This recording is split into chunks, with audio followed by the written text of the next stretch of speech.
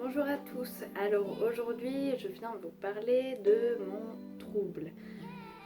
C'est le trouble du déficit de l'attention, c'est-à-dire que je ne peux pas me concentrer pendant plus de 2 ou 3 minutes.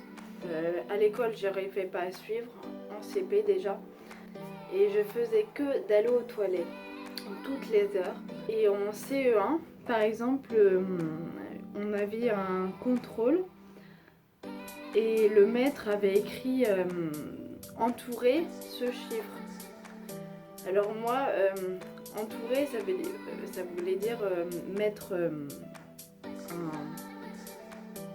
un inférieur ou un supérieur. Et moi, je savais pas ce que ça voulait dire encadré, j'avais pas révisé mes cours, donc j'ai fait un encadré avec les règles. Voilà. Je suis bonne en français et en langue, je suis pas bonne du tout en mathématiques. J'aurais eu des très bonnes notes en philo si j'avais révisé bien comme il faut, parce que j'avais plein d'idées mais j'avais pas de citations. Enfin, j'avais peu de citations et c'est sur les citations. C'est en majorité sur les citations et sur la logique du travail qu'on est noté.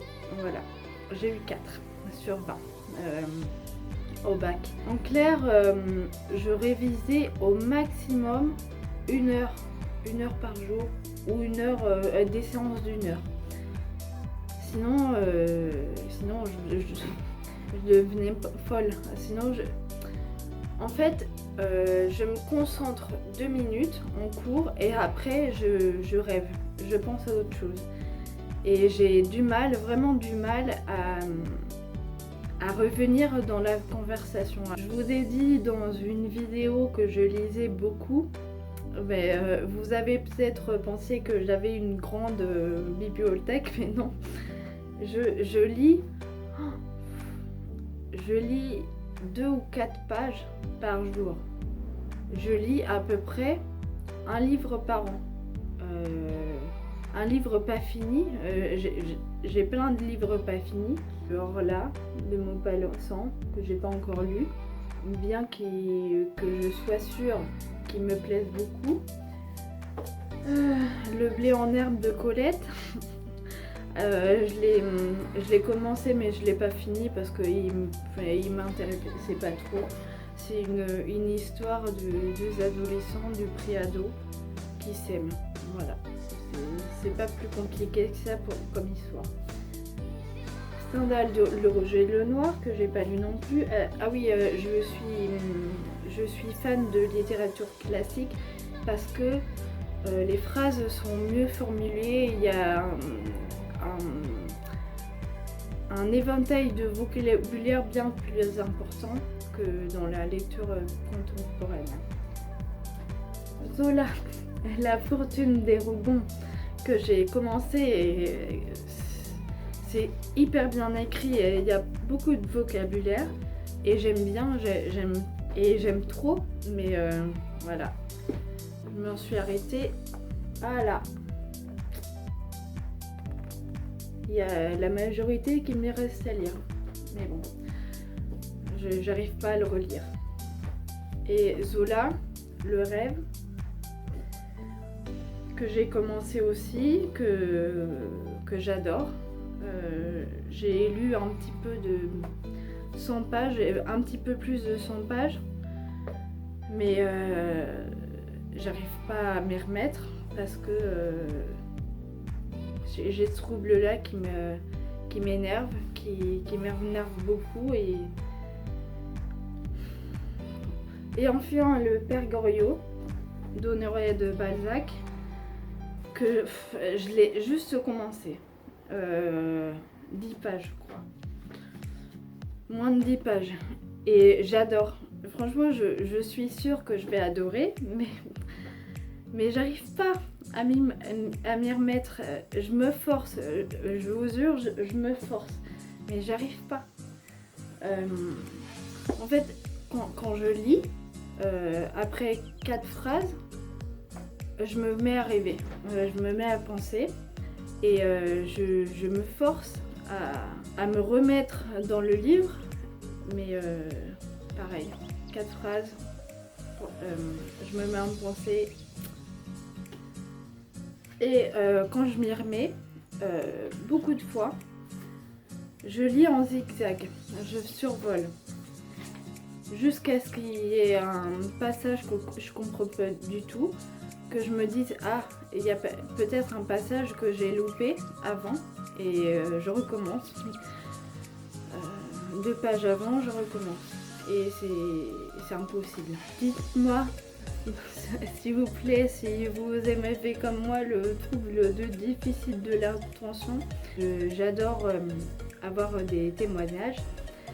Donc allez-y, mes livres préférés de tous les temps, c'est, je vais vous les mettre en dessous et dans la description, c'est Des fleurs pour Algernon, je ne sais pas si vous connaissez, de Daniel Keyes, La vie de François,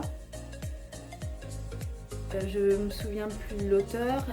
Oui, et j'ai oublié de vous dire un point important.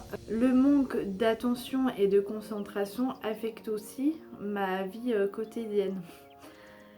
C'est-à-dire que je suis très désorganisée. Je compte plus le nombre de fois où c'est arrivé, je révisais une matière et d'un coup, au milieu de la matière, je me suis dit « Ah, ben, il y a ces matières que je dois réviser maintenant, c'est plus important. » Parce que j'ai cette matière-là demain, le lendemain. Et du coup, d'un coup, je me disais, ah, je suis fatiguée d'apprendre et je vais me mettre un film. Comme ça va me divertir et je pourrais repasser à l'apprentissage plus facilement. J'ai une manie, pas un tic, une manie, c'est de regarder chaque 5 minutes à quel point j'en suis dans la barre de durée du film. Toutes les 5 minutes. Maintenant c'est pareil, par exemple quand je fais le lit, je me dis ah ben je devrais faire la lessive, c'est plus important. Je sais pas pourquoi mais c'est plus important. Quand je plie les affaires propres, je me dis ah ben c'est peut-être pas plus important de sortir avec Adela, comme ça lui fera prendre l'air. Et je me dis non, finis ce que tu es en train de faire. On passera à une autre activité par la suite, mais rien à faire. Je sais pas pourquoi je fais ça, mais c'est plus fort que moi et j'ai oublié aussi de vous montrer ce livre-là, Dr. Jill Bolt Taylor, Voyage au-delà de mon cerveau. Je sais pas si vous l'avez lu. Là, je l'ai lu en entier parce que j'arrivais pas à décrocher du livre. Je l'ai lu en 3-4 mois, mais je l'ai lu en entier.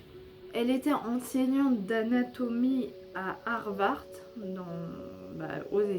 aux États-Unis, et donc elle connaît de fond en comble le cerveau. Et elle, quand ça lui arrivait, l'AVC, et elle savait quelle région allait être la première touchée, et la seconde, et la troisième, etc. Et c'est passionnant. Je vous recommande de lire, et je vous mettrai le lien vers le livre en barre d'infos. Voilà, donc j'espère que ça vous aura plu, j'espère que ça vous aura intéressé et à bientôt dans la prochaine vidéo. Bye.